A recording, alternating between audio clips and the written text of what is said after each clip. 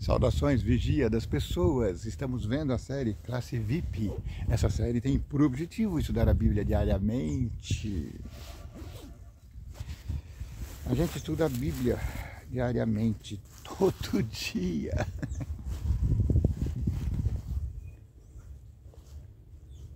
Aliás, o canal Vigia das Pessoas é especialista em Bíblia. São mais de 1000 vídeos,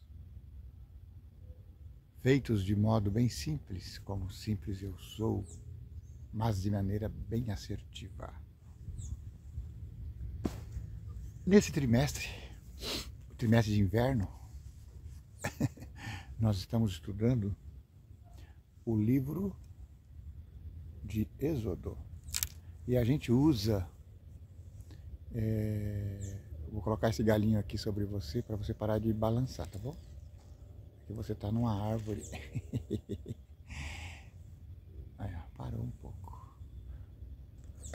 Ai, caiu o galho. Cai galho, cai galho, cai galho.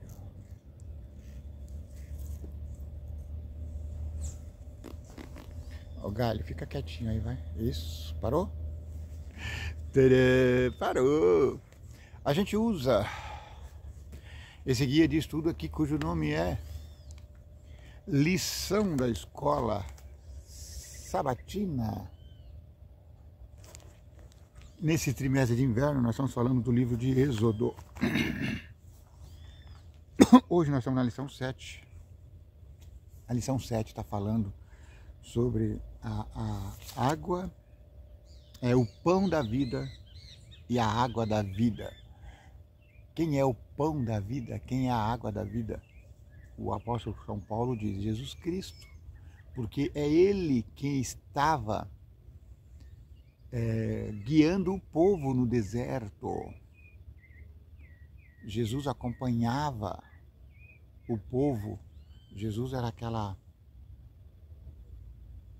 coluna de nuvem que dava sossego durante o dia e aquela coluna de fogo que dava calor, aquecia durante a noite. Jesus era aquela rocha que acompanhava o acampamento. O apóstolo diz, a rocha era Cristo. Vou ler o verso aqui porque é muito gostoso, porque o verso está falando sobre o sábado. Haverá maná todo dia, com exceção do sábado. Então o Senhor disse a Moisés, até quando vocês se recusarão a guardar os meus mandamentos e as minhas leis?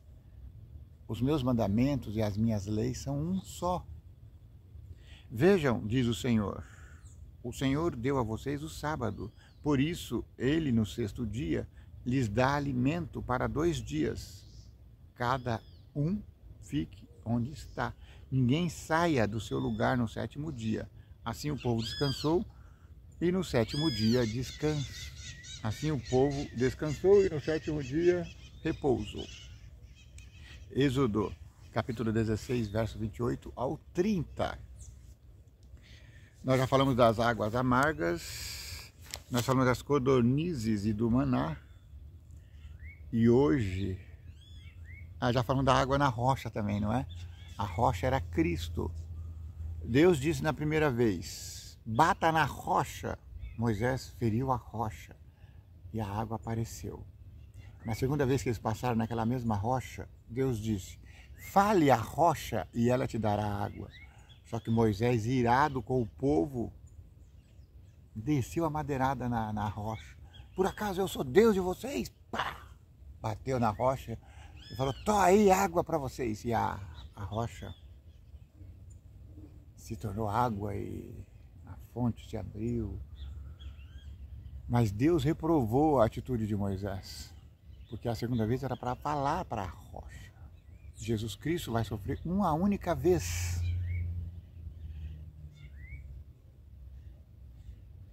Então você não pode sacrificar a Jesus de novo. Existe uma religião aí que sacrifica Jesus Cristo todos os dias em seus altares. Eles esqueceram que a rocha é Cristo e o sacrifício é único, uma vez só. E não é simbolicamente, eles fazem isso literalmente.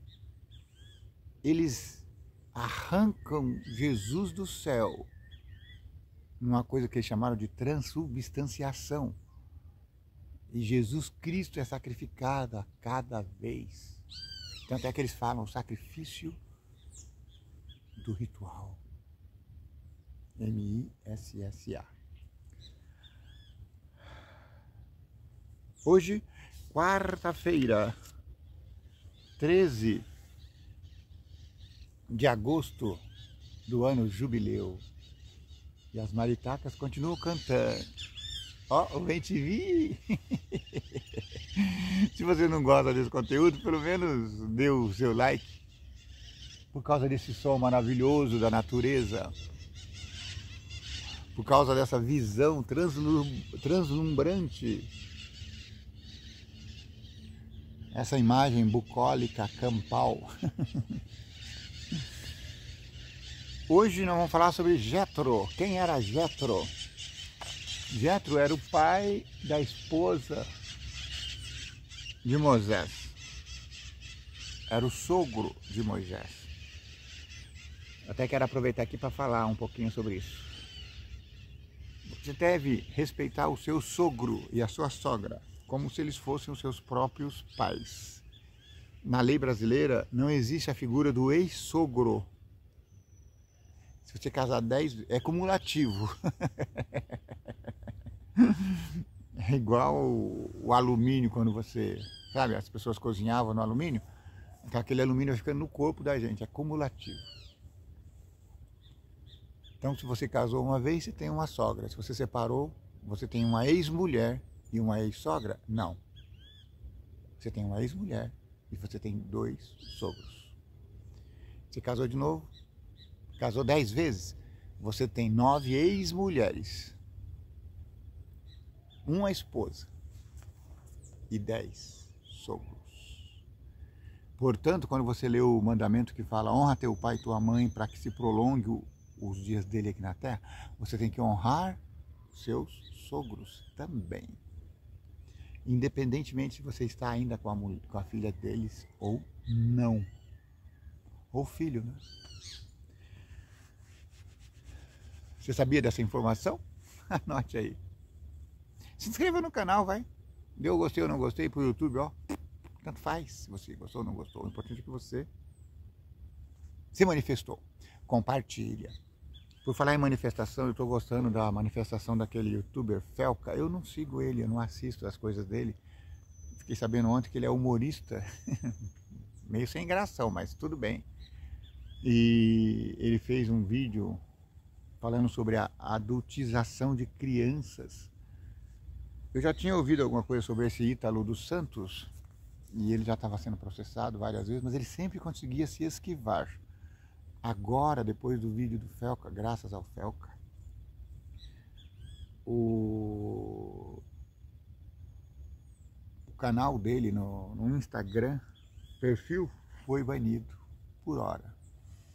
Graças a Deus, porque nós temos 2 fenômenos acontecendo simultaneamente no Brasil. Eu falo Brasil porque acho que no mundo as coisas estão um pouco mais controladas. Na América, por exemplo, acho que está mais controlado. 2 fenômenos, qual seja a adultização de criança, como acontece no canal Ítalo dos Santos, e infantilização de adultos. Homens e mulheres de 18, 20, 30 anos se sentindo adolescentes. Isso é resultado direto da atuação dos meios de comunicação, televisão, jornais, etc, etc, etc. Anos 90, né, tinha a banheira do Gugu. É por causa de exemplos como esse que o Brasil está moralmente terrível. Ah, tá. Aí eu vi porque eu não estou assistindo notícias, gente. Eu não tenho paciência, energia política. Eu não tenho paciência, energia para ver essas coisas mais. Sabe quando a pessoa cansa? Eu cansei, saturei. Só que aí eu estava vendo acho que no Facebook, a manchete: o presidente Lula vai usar a repercussão do vídeo do Felca, porque teve mais de 30 milhões de visualizações. Vai aproveitar o embalo para implementar a censura nas redes. Aí eu já acionei a minha anteninha assim: opa, censura, cuidado. Eles não falam censura, eles falam controle. Controle e censura é a mesma coisa. Ou não é a mesma coisa, por exemplo, quando é feito na própria rede, igual o Felca fez o vídeo, aí é um controle, tudo bem. Porque as pessoas, elas são movidas por seus pares, o que está acontecendo. Agora, quando isso parte do governo, isso para de ser controle e vira censura. Eu vou dar um exemplo bem prático. Há uns tempos atrás, não sei se 1 ou 2 anos, talvez 3, eu não sei se houve algum evento ligado a isso, mas o fato é que estava tendo muitos vídeos de pessoas dentro de escolas, alunos desmascarando professores e blá blá blá.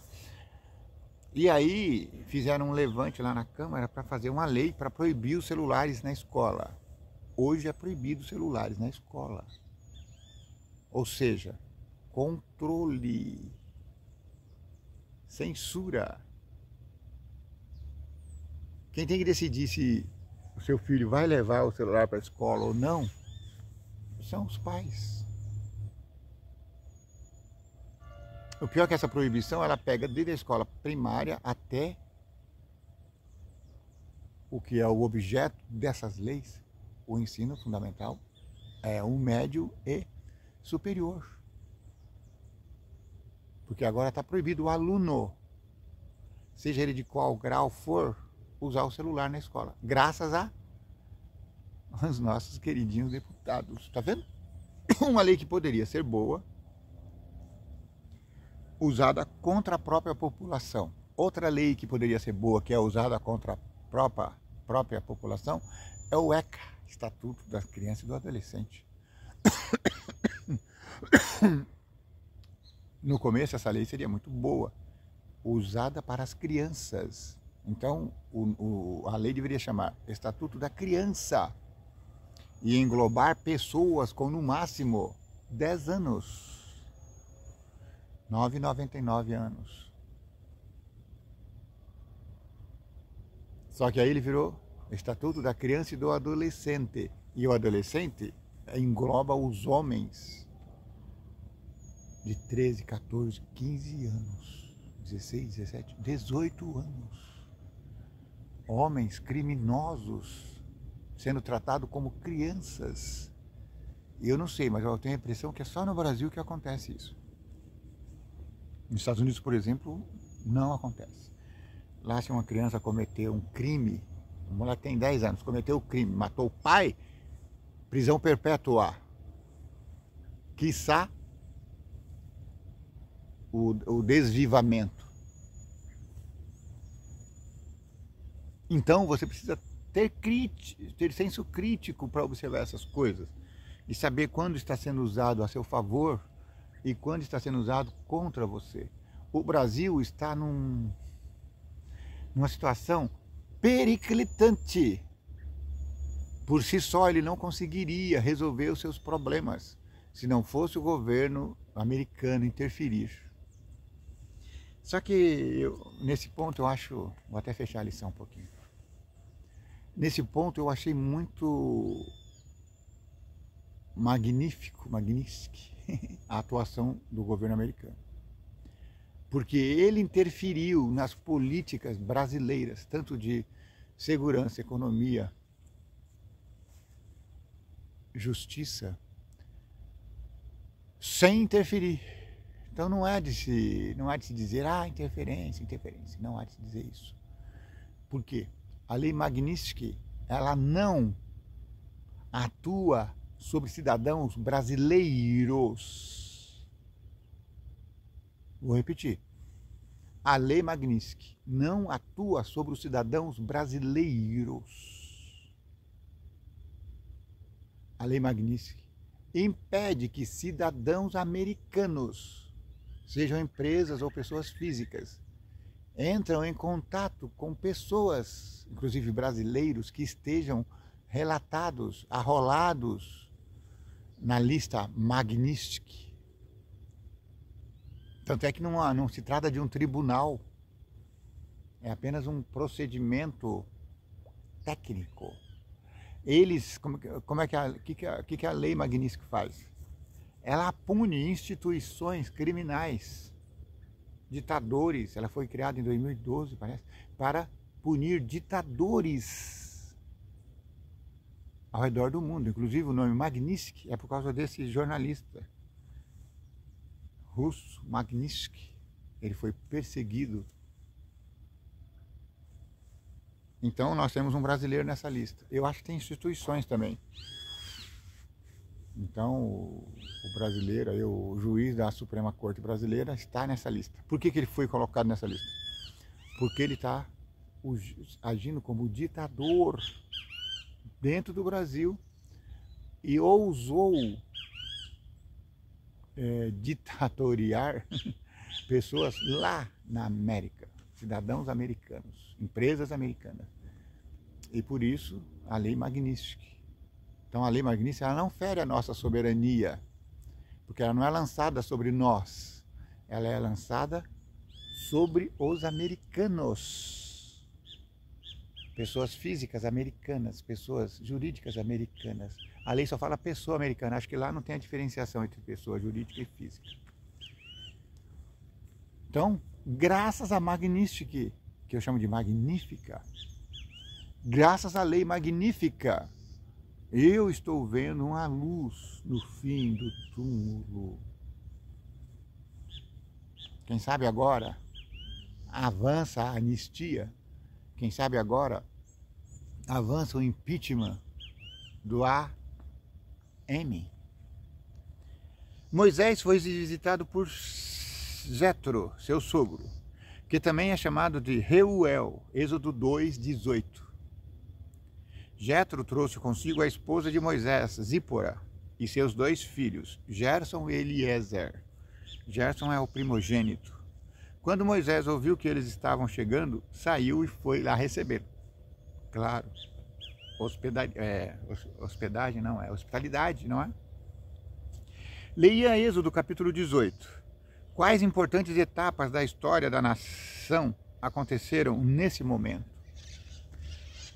O capítulo 18 ele narra aquele fato de que chegando Jetro, ele vê Moisés trabalhando demais de sol a sol. Ele sentava na barraca dele, ficava ali ouvindo o povo, dando seus vereditos, entrava dia, saía dia. Jetro falou, não é justo o que você está fazendo. Por quê? O que eu estou fazendo, meu sogro? Não é justo nem para você, nem para o seu povo o que você está fazendo. Você fica ouvindo eles o dia todo. Aí Moisés falou, pai, mas eu sou o juiz aqui. Eu tenho que ouvir as causas deles.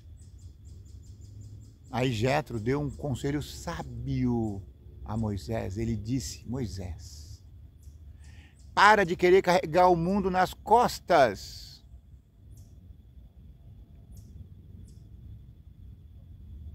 Não é só você, sabidinho, aí no povo que é... Não existe só você de sabidinho. Existem outros. Pega líderes de 10, de 50, de 100, de 1000. Entende? As demandas vão sendo trazidas para esses grupos.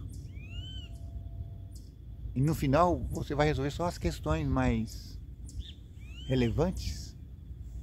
Você vai descansar e o seu povo vai descansar também. Então o nosso arcabouço jurídico é mais ou menos pensado assim. Tem a instância 1, a segunda, a terceira instância. A terceira é o STF. O problema é que o STF está dando uma de Moisés, querendo discutir tudo, querendo decidir sobre tudo. O STF não é o dono do Brasil. Talvez se tivéssemos tribunais estaduais, por exemplo,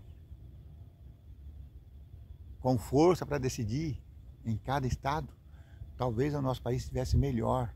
Talvez as facções criminosas não teriam espalhado para todo o Brasil, porque um estado pode ser menos rigoroso com o seu povo bandido. Outro não precisa. Ora, se a coisa está mais calma aqui, o juiz pode ir mais tranquilo, dar penas mais leves, mas aí não. Unificaram tudo. E unificaram pelo lado errado. Passando a mão na cabeça de crianças e adolescentes de 18 anos. O cara o cara ama, o cara ro, e é tratado como criança. Nem pode falar que ele foi preso, tem que falar que foi apreendido. Então Moisés resolvia só as questões maiores que chegavam a ele. É o que deveria ser o STF. Mas não, o STF está resolvendo tudo, inclusive fazendo leis. Jetro veio porque ouvira sobre a libertação surpreendente que Deus havia realizado por Israel. Moisés narrou ao seu sogro em detalhes tudo que o Senhor havia feito a Faraó e aos egípcios por amor de Israel, e todas as aflições que enfrentaram no Egito, e como o Senhor os havia livrado. Êxodo 18:8. Jetro exaltou a bondade de Deus e suas intervenções extraordinárias a favor do povo, declarando, Jetro disse, bendito seja o Senhor que libertou vocês das mãos dos egípcios e da mão de Faraó. Agora sei que o Senhor é maior do que todos os deuses, porque livrou esse povo das mãos dos egípcios, quando agiram arrogantemente contra o povo. Êxodo 18, 10 e 11. Não haja arrogantemente sobre o seu povo. Deus está vendo isso e Deus vai agir.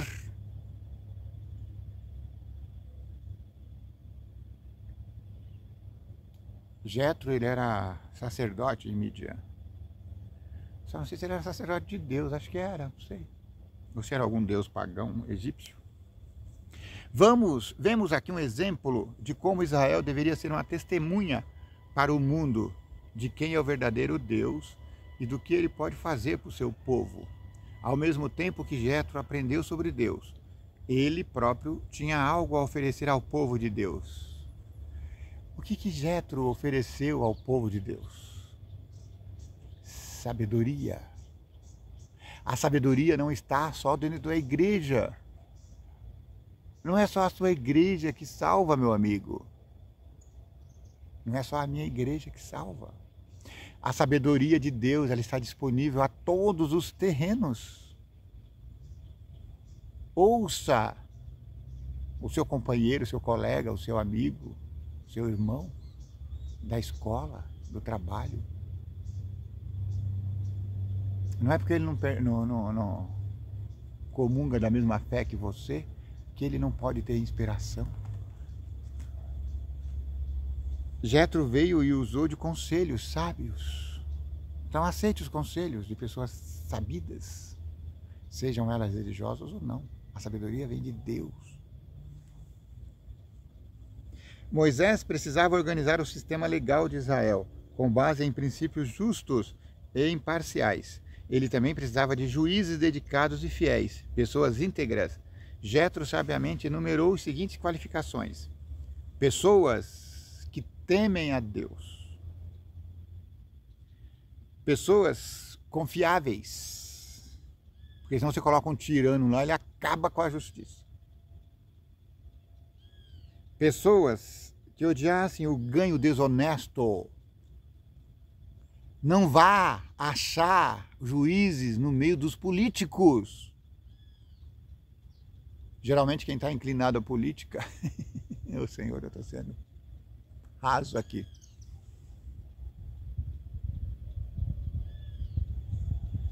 Quatro, cadê? Tem 4?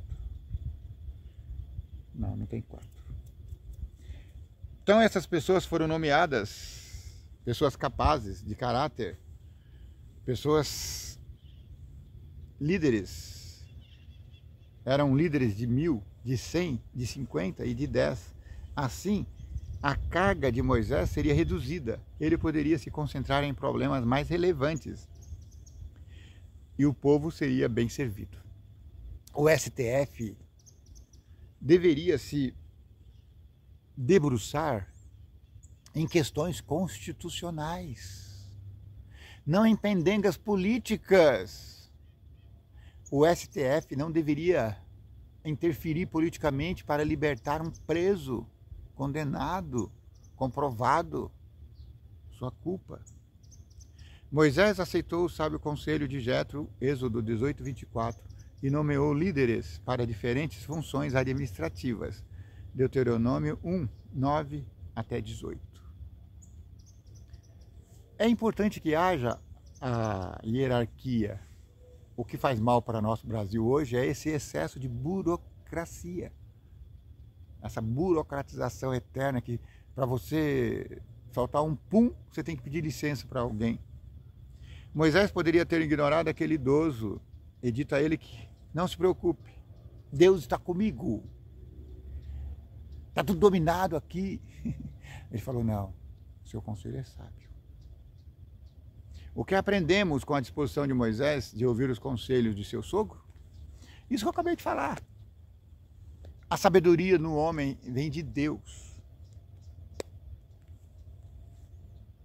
A pessoa, se ela confessar a fé em Deus, ótimo.